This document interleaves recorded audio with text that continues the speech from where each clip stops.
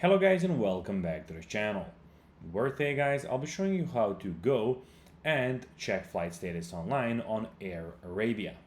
So guys, the first thing that you of course need to do is go to Google and type in airarabia.com.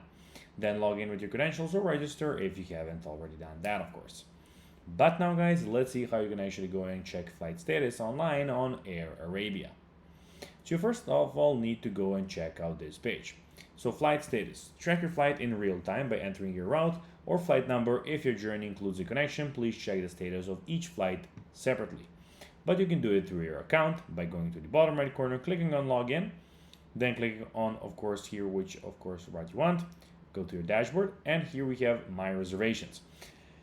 At the moment I don't have any reservations as you can see because I didn't reserve any flights, but if you have it, your will be here.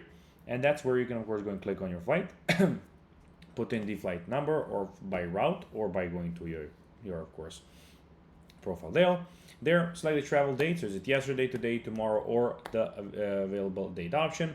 Click check status, review your flight details including departure and arrival times. Flight status, is it on time, is it delayed, canceled, departure, or arrived, any updated departures or arrival times if applicable.